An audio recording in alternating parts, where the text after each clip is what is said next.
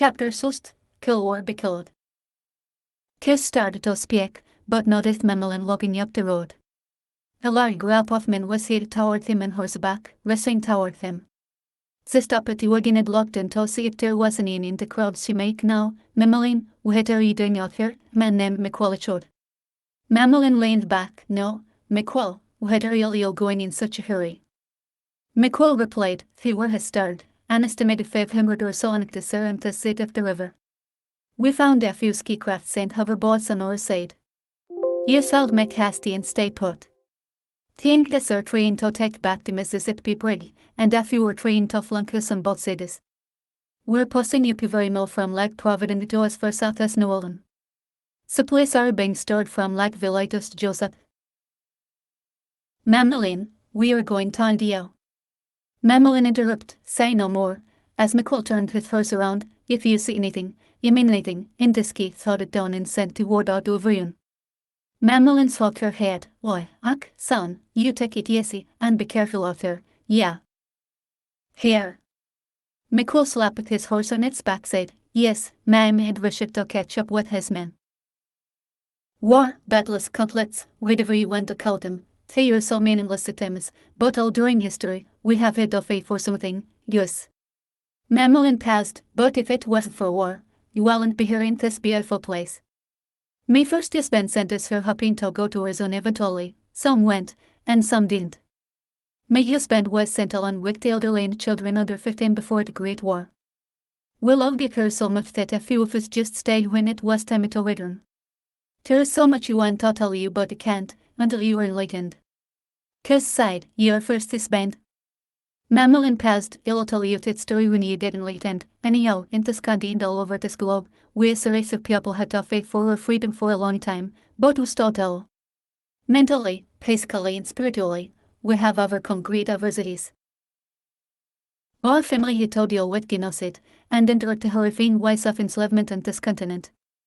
We were sexually exploited and abused by our child refiners, gesturing coalitions, red masters, our people had to fight, like the Ethiopia, who helped abolish slavery and the fallacy and Sentua, who held the Ashanti War against the British.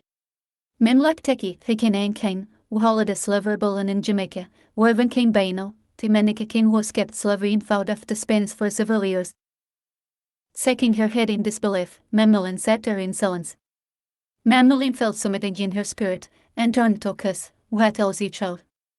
Kiss, in deep tight, hesitated for a second before saying, you don't know.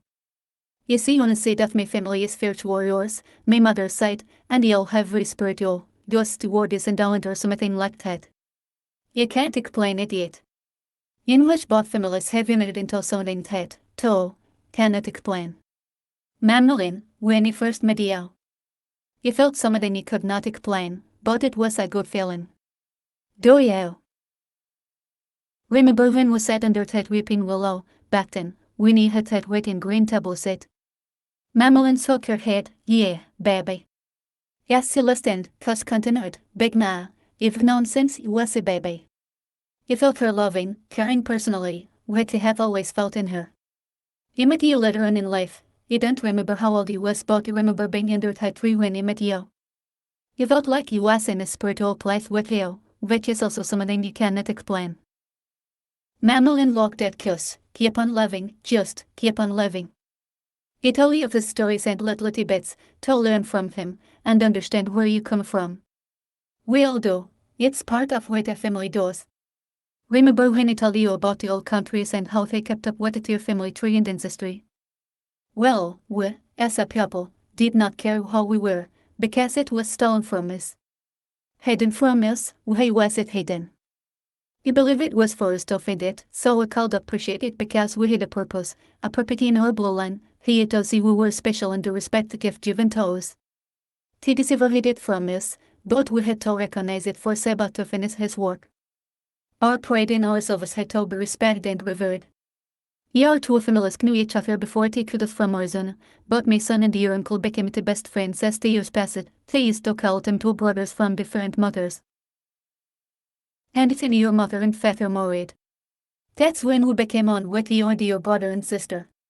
Seba descended, And it is, period. Now say it with me, keep on living. Kus looked at Memna. Rain and they both sighed. Keep on living, then Mamelin sighed, as he did older. It'll all make sense. Mamelin and Kus continued north on highway Sams for Helfimel before Mamelin shouted, "Oh Lord, I forgot to cook."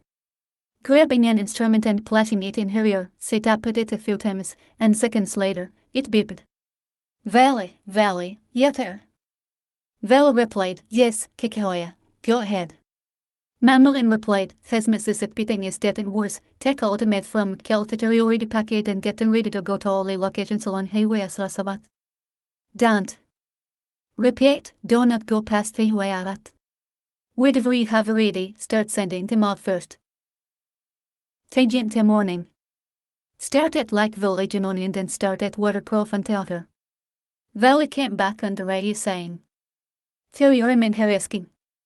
Mamelin interrupted, "Jevethim redeverfinid, you'll treat it back, before natal. You get to take care of me business in like province before you head back." Valley replied, over and out. Kus looked at Mamelin in amusement and pride. "You got alternative to." Mamelin said, "Some of us do, and some of us don't. You really is man, but he kept the handy like in situations like this. If he hadn't had it, they will have tough wait until he got back, or he will have had to turn around, but this is important that he have to do, so anyways." Mamelin grabs the reins, slaps against the horses' backs, and shouts, "Giddy up." Hey. Racing down the highway, they rushed toward Lake Providence. They arrived at Kenready Road until it's dead and then walked around the wood area about a quarter of a mile to a small house, just north of Round Lake, Dinidala. Mamelin shouted, "Kekhoya. Baby, you was about to Sodiao. What are you doing out here in all this confusion? Was that you get her with ya?" It was Mamelin's sister-in-law, Papa's sister. "It's Kus, baby, and here is our going to. Where are your spectacles?" Mamelin said. "Kus. You ain't seen him since that boy was a baby. Come here, child, let your great aunt take a look at ya." Kus walked up to Dinidala. "Hello. How are you?" Mamelin politely interrupted, "Baby, you meant to stay for a spell, but they don't got this thing going on, and they get to rush back home. Tell your grandchildren to help out to win so we can get back home." Dinidala shouted, "Bella. Drew. You'll go with the rest of y'all, and get the stuff of Andelin's way in third and children bolt out the door, rushing past Mamelin. Hey, Auntie Lane, they say that they passed her." Mamelin saw that they all ventured into the walls, all that stuff is yellow, so, be careful with the things. Dinidala looked at Mamelin, "Thanks for the food and stuff, we shouldn't have needed it, you'll come on in. That wagon will be loaded in with net of seconds. We can't talk for a spell before you head out." Mamelin looked at Kus and smiled, "Go see your little girlfriend and be back within an hour." Here. Mamelin throws Kus in all similes he has strapped around her back. "Yeah, be careful, yeah here. Here is a tot wagon, and in it don't have the horses from to wine." When he reached highway Amsterdam incidist, he felt someone was watching him. The feeling got stronger as he headed south on the road. He stopped at the horse and got off. 6 men walked out of the buses. They were not Waterlands by their clothing and hadn't rubber outfits, and yet had a stitch of their own. Kus looked back and saw 2 more men behind him. He took the samurai from around his neck and gripped at the sword tightly as he stood in his stance. At that moment, Yell appeared but took a seat on an elbow log on of the man tried to grab Kus, but he directed the sword in such a manner it cut the man's hand off. While flipping, he quickly turned, severing the other man's head. As the first man's daughter screaming in pain, Kus simultaneously kicked him while slitting his throat just inches from taking off his head. Covered in blood, Kus took the samurai and slashed it into the air as the blow from that woman was forged from the blade. "What the fuck is this?" said a child. "Yeah, mean total me child," told my man like the and said the man was stood among the other men in front of Kus. He pointed at the other man and shouted, "Kill that motherfucking child." Now. Kus was insulted by the fact the men called him a child. Child.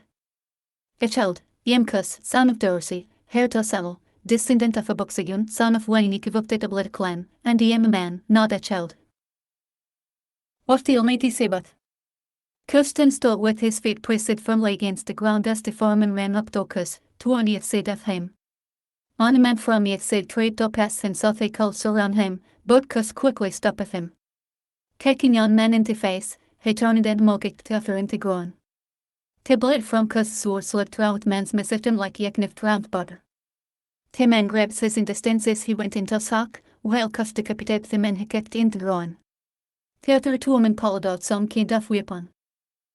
From their person. Kus cut one of the man's hands off, and the other man, he carved out a chunk of his shoulder blade, causing them to drop their weapons. Kus thrust his blade into the man's head while twisting it in an unintended return, killing him instantly. Killing out the man, the leader who stood in the back rested Kus. Kus heard an object pass him with great force, and the leader of the men followed it, before he could reach him. Kus turns and says Mamalin, who had thrown a started penetrate the man's skull, did center between his eyes, and got him for his. Shout Mamalin, it's time to go home and set arming up for battle, they are counting on us. Kus suckingly asked, how did you know? Mamalin sighed, he felt him. In drowned to your light, like a moth to a flame. It is time for your enlightenment. However, true enlightenment is up to you. Kus approached Yale. Why is it you did not help me? Yale stood up, may you be still teach and help when commanded. It ain't one in you, and he has taught you and your people also well. By the way, you are just as good as he was. The only thing, pain consoled him in his first kill. Yale looked over toward Mamalin, shaking his head with approval as Mamalin inspected the dead man. It's time for you enlightenment. There's so much in it totally, yeah, when you do get enlightened. Turning to Kus, she smelled, oi. And rain minute to call you a child.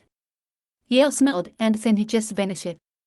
Kus did not think about it until Yale had mentioned that it was indeed his first kill, and this daughter in Sakas Mamalin rushed towards him.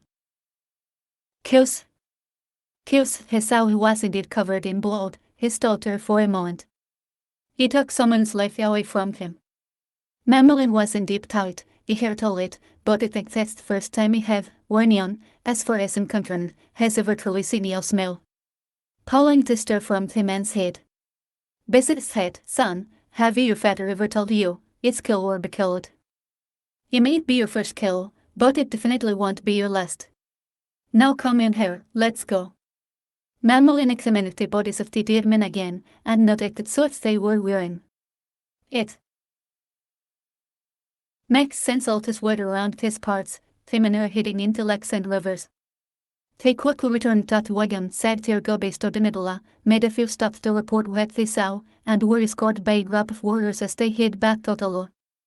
Sorry, you weren't able to see your little friend, but as you say, things have changed for the worst, Mamalin said as they head back home. Kus smelled, it sucked. They reached Tolo later that night, and were approached by Vel.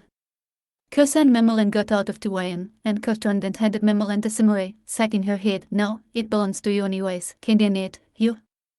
Kus sighed. It's an inch or so too long. Mamalin sighed, why, I'm sorry, son, it you knew, pass it to me. Passing her the samurai, she sighed. This belonged to your grandfather. When we became known as mistazes, we had our difference. I think it was a conversation between Odib and Wainiku, because it sounds like something Odib would have said. Yazi, hey, actes loviter metro and said, they call it war, and Wainikivun must wopidlins what their metal called as they called it. Kush interrupted, double called, what tight. Mamalin legit, widlins are used to made being well done, and they came here cooking raw as made. Odib asked Wainikivu, what do we want metodo, call it twice. Wainikivu sighed, hell yeah, kill that bit to it. Hence, they'll kill. Mamalin landed. Anyways, not too long after that, he created his swords for the people started to customize their weapons and clothing to fit him. Now, look. She twisted the handle, a smaller blade appeared from the chamber. This was the design that Wainikivu had, and all blades are made like this. Now, each family put their own little twist in them when they came to Tolu. Some wanted later weight blades, and some wanted stringer metals, but they were all basically the same. Plus, this on her has the blood of Mexicana it can colony suckle the benin with untrust. You don't have to penetrate it with your body, just a simple touch, and you're gone for gold, in a puff of muck that's mostly did itself. Cause side, you didn't know Mexicana's blood was on it, you heard about this same way, but never seen on. Mammalins mode, if it's old, most of them do, and her guess it touched her saying, say turn it to cause, up now, come by first thing in the morning, and we'll get you the stories you wanted, but for now, Mammalin got to rest the cell bonds of men. Cause smelled, Yao may matter, as he walked off playing with it some way. Mammalin south to kiss. He sought back, ma'am? Mammalin's house, keep on, wait. Wait a bay smell, he sought back, keep on living, Mammalin. Keep on living. Mammalin smelled, as well stole her patently, awaiting Mammalin Settington. It was a meadows around her, but things are just now getting straightened out, Mammalin asked what all has been done. Val replied, the warriors came and helped us with so much. We have already sent wains as far of north, to Lake Village, Aston, and Ajani in this for south, as with a prof, Jessup, and Lake Bruin, by the way, he took away out at near Winsboro. Chait, Eudora, Coban, Newelton, and Winsboro. The warriors have a plan for protecting each lord themselves until they reach their destination, as he ordered. 4 cases of all meats, 2 cases of all fruits, herbs, and vegetables, and a case of essential individuals go to its location. Mammalin was proud of Val's initiative. You are good for something, old man. Smelling, he sighed, irritably all around her. He saw you in nausea book right before it float, looking like a peacock with a feathers, you old hag. Both-legged, and Mammalin sighed, oi, ach. Vela continued, by the morning, Tidence's river segment, which is the primary base, will be ready. Yalatet's left history, Grove, and Delhi, you will go out in the morning with those orders. Mammalin sighed, what are you going to do, old man, throw sticks at him. Bring your wrists over her and organize his laws. You have a list of things for them and we'll send them on their way. When she got round with all the orders and requests, she didn't have much left, but the harvest was due in a week, so she whispered to herself as she was looking toward heaven, Sebati Sabo. Miriam, cuss mother, woke him up early the next day, kiss. Get up now, you and your brother, run over by my house and help her harvest some of those herbs, she's been fussing at me for about a week now. Cuss oldest sister, Abir, was already up helping Miriam, plaiting plates and the kitchen table while their mother was finishing breakfast. Dozy, fair fatter, he been gone 4 months now, fighting on said Samuel. During times like this, it was supposed the boys to take care of the chores around the house. But everyone within the community was helping on. Enough. Wallet and Cuss sat down at the kitchen table as Cuss complained, he was supposed to help Mammalin with her shipments. Wallet is home, Mammalin probably got up wait for you and is probably finished it by now. She did soup before the roasters crow, just like Bayma. She doesn't need a little boy. Miriam looked at Wallet, why did I tell you about messing with your brother, Wallet? Plus, you ain't going to be up there long cause it's herbs, not cotton. Miriam turned to Cuss, you can go over there, when you finish it. Cuss says lit up as he gobbled up his food and ran out the door shouting at his brother. I'll meet you there. Cuss ran up Big Na's porch and started knocking on the door, what it? Knocking on me door like they done gone crazy. Big Ma shouted. Cuss, trying to get his breath, it's me, Big Ma, Mama told us to help you in the garden. I'm trying to hurry up so I can go of Amalins. Big Ma looked out the door, how's this boy? Cuss smelled, you lot wall behind, he was still eating. Mammalin smelled, ach, God, you need to take some of me herbs over there. You can do that for me. Come on in. You get to put my jelly on my jelly cats. Cuss mouth became watery. Can I have a piece? Big Na smelling, after you take care of my garden, you've just been cutting off the flowers, before they flow anyways. Never let your herbs flow until the end of the season so you can grow more. These seeds are in the flowers and if you don't let them flow, they don't taste the same. Saw me off him anyways. They talked for a bit, before Walt came to the door. Gone and let your brother in. Wallet went straight into the kitchen, mourning, be mare. Jelly cake, as he reached for a piece of jelly cake, be mare slapped his hands, get your greedy butt out of here, how's it for you? Kushla wallet rubbed his hand from the pain, be mare, he just wanted something sweet after breakfast. Big Mare was willing to sugar jar and placing it in the counter when she smiled, "US boy, everything, and for you know, it's because of this here sugar, Louisiana became part of the United States." Wallace sighed, "It had it was the law pride for the land." Coos said, "No, it was made and tight. France bought a lot of colonies in the Americas, trained to the rich of Europe's testes for it along with indigo and other commodities from Dominion, before.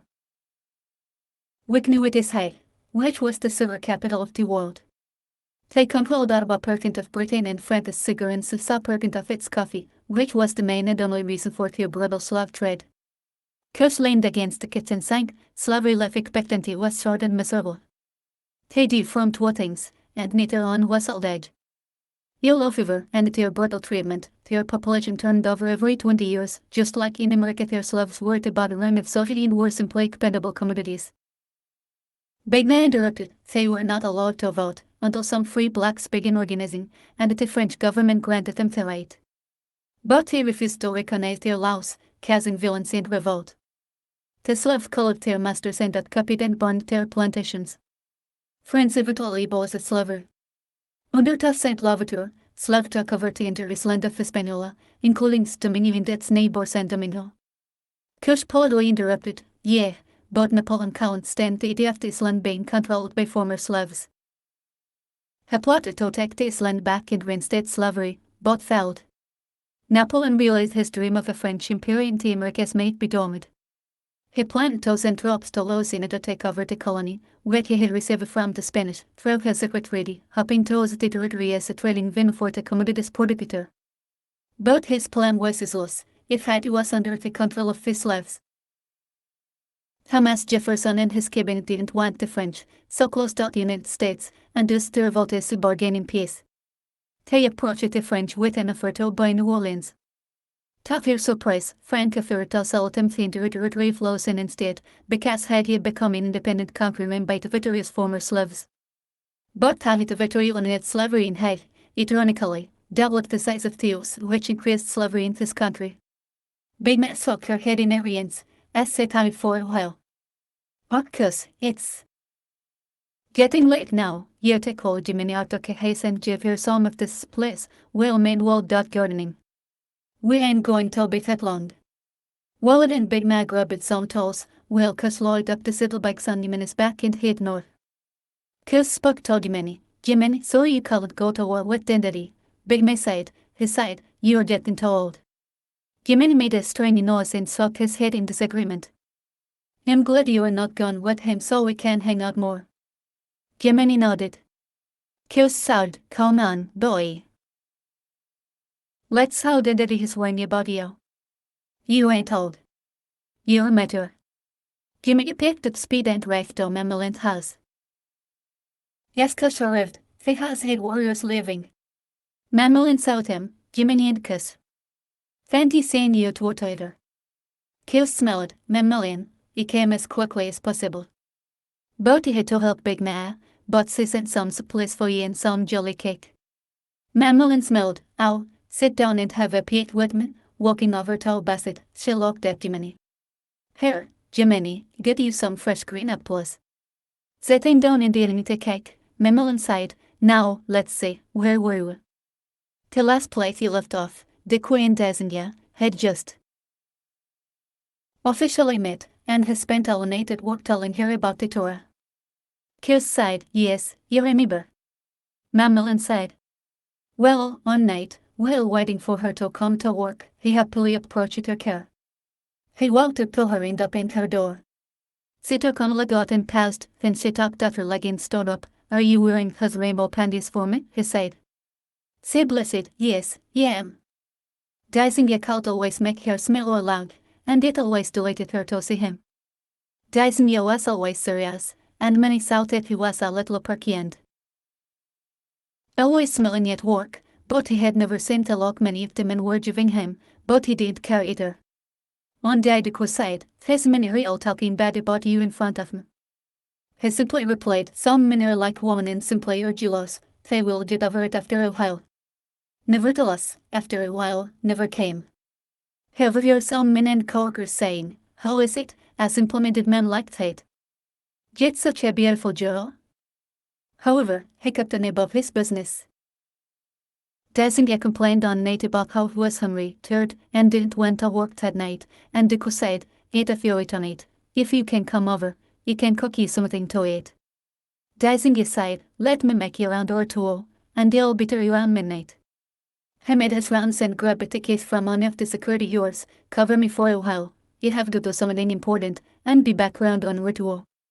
The other security guard said, "Call." Back then, you had to have a driver's license to drive in a vehicle, unlike today, and so that was on. Struck against him, driving without a license, and he drove to De'Que's house, and they talked and loved. By this time, it was 2 in the morning, for he had lost track of time. De'Que said, "Where's my manners? Let me cook something to eat." Looking in the refrigerator, she found some frozen chicken breast. When I say frozen, it was hard as a rock. She asked, "You like fried chicken?" She took the frozen chicken and covered it in flour, and he made no seasoning, just flour, and De'Que sat her in watching with amusement. He said nothing for fear of making her feel embarrassed until the grease started to smell burnt, and he asked politely, "Do you know what you're doing, baby?" Smiling but also having a serious look on her face. "Yes, I do." De'Que began to like and said but quickly took over and turned down the fare. "Baby, you're going to burn this damn apartment down with your kind of cooking, and the grease has been hot enough a long time ago." She dropped the frozen chicken breast into oil, and it just started popping and cracking, and smoke quickly filled the room.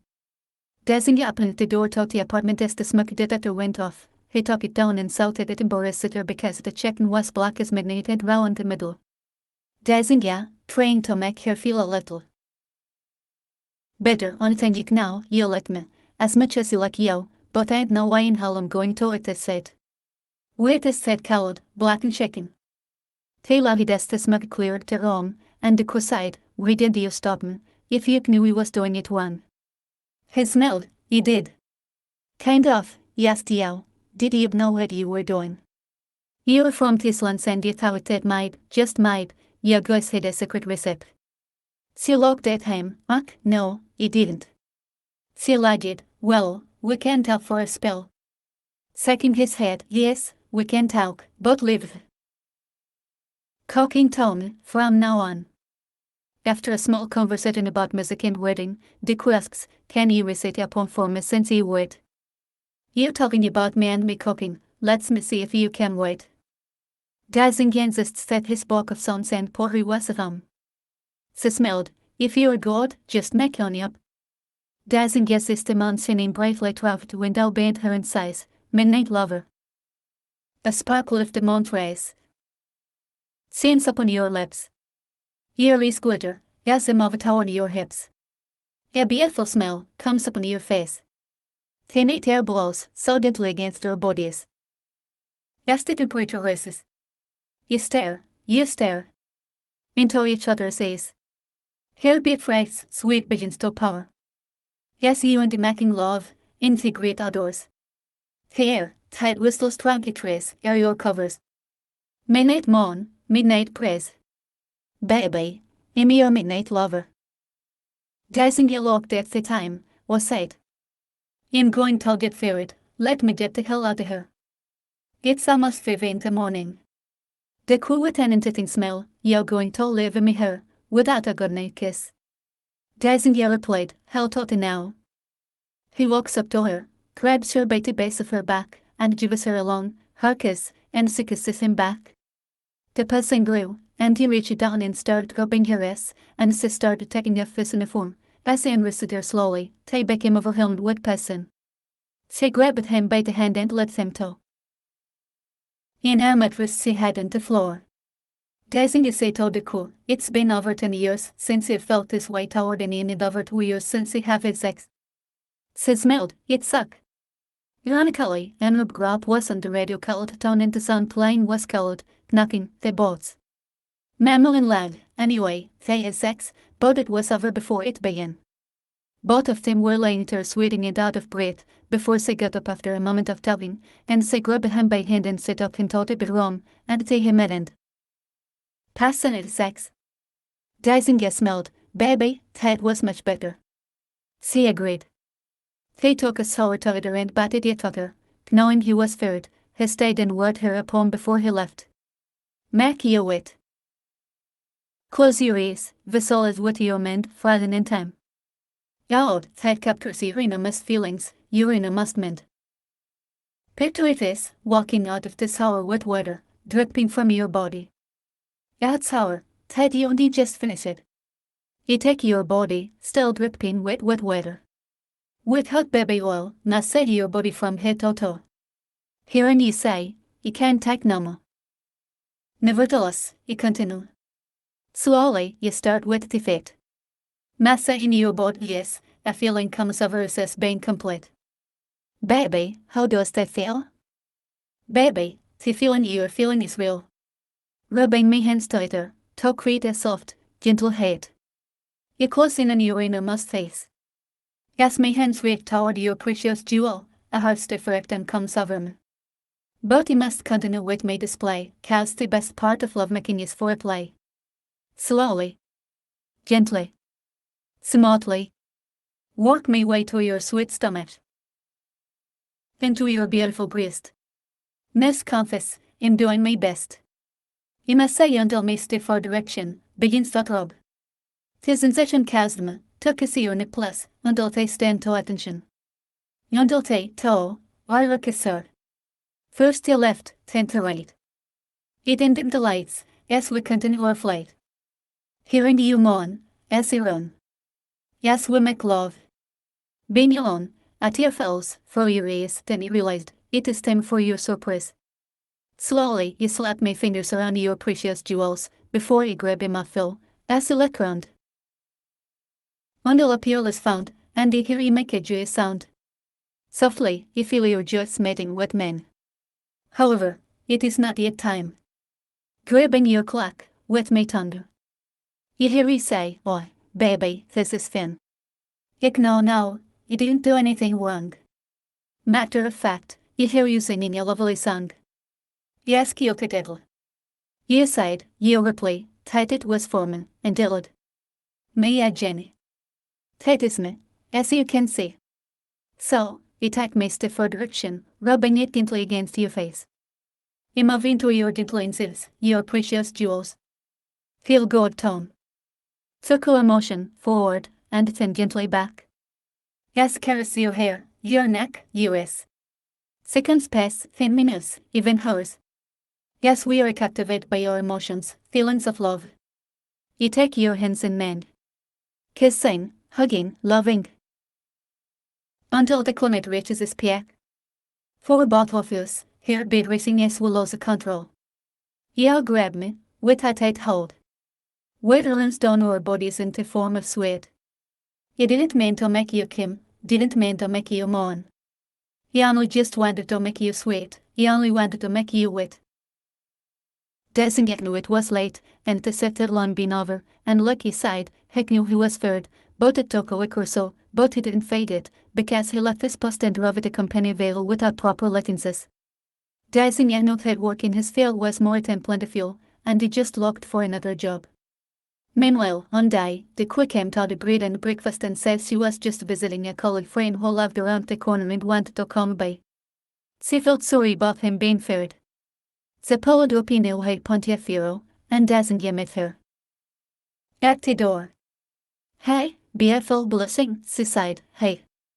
Doesn't was curious, how do it know on the seat of town? She sighed, an old college friend and my boyfriend. Daising's heart sank deep within his chest, and then it was filled with anger, and the feeling was apparent to De'Que. Alright, Daising quickly calmed down for a minute as he observed De'Que's facial person. I'm not the kind of guy who shares the people I love, and I'm not finished start. Ik know, that whenever once mentioned if anyone of his was dating someone else, so you didn't let him, but his.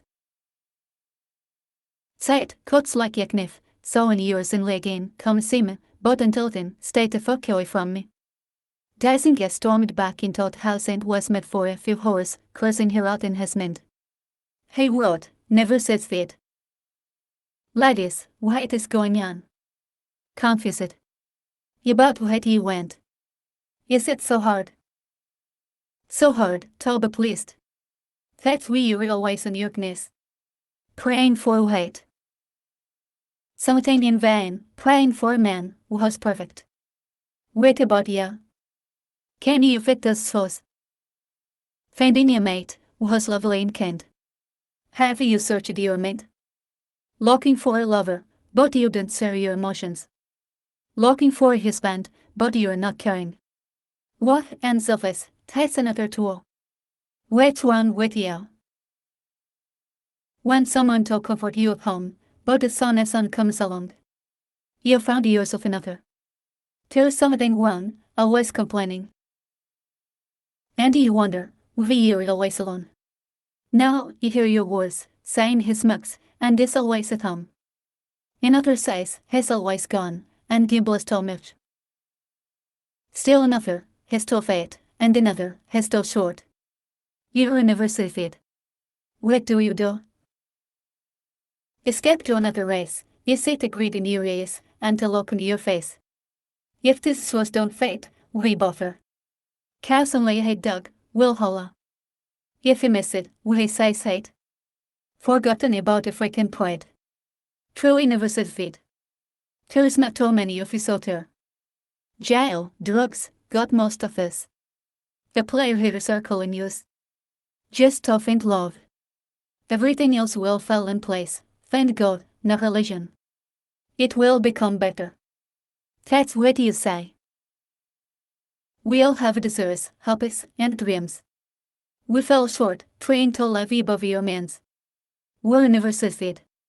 What do we do? Escape to another race, you say the greed in your ears. The look in your face. Forgotten about the freaking pride. Truly, you'll never succeed. He wrote wrong love.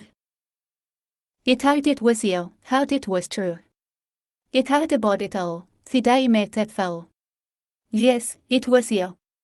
No, it wasn't true. It didn't take that long, but it was, you have to wait. Go on dates, to find a perfect mate. That's the part you hate. But it was, if you need to rely on.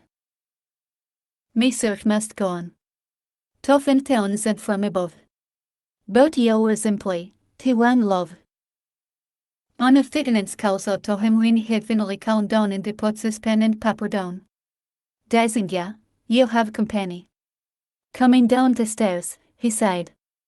I'm not expecting anyone, who is it? He looked up, why? It was De'Que, she was sad, but she smiled. Can I talk to you just for a moment? He sighed, goose. They went outside, and he leaned up against her chair. What is it that you need? She looked him in the eyes. You don't like you a lot, and he told me boyfriend, it was over cause you really don't like you a lot, and he don't want this to end. Yeah, make me like. And I feel good about myself when I'm with you, and he did it cause I think he don't love you. Dazinga had mixed emotions of sadness, happiness, and joy and gave her a big hug. We have known each other for just a little while, and it all feel as you do. He did admit that you were seeing someone else. I'm just glad you weren't here when you left because I called you all kinds of names, thinking you were like the rest of the women that have been trained over since you've been here and at this very moment. You reality was when you are not like them at all. I'm sorry. She smiled. And Dazinga continued, let's start all over. He reached out his hand. Hey, my name is Dazinga. Got tear rolled down her face. Dazinga whipped hers from her eyes as she smiled. Hey, my name is De'Que. This is the end of chapter 2. If you enjoyed this story, please like it, and share with friends and family. Thank you, James Bowen. And please visit the website and support us for more content like this, and more is coming.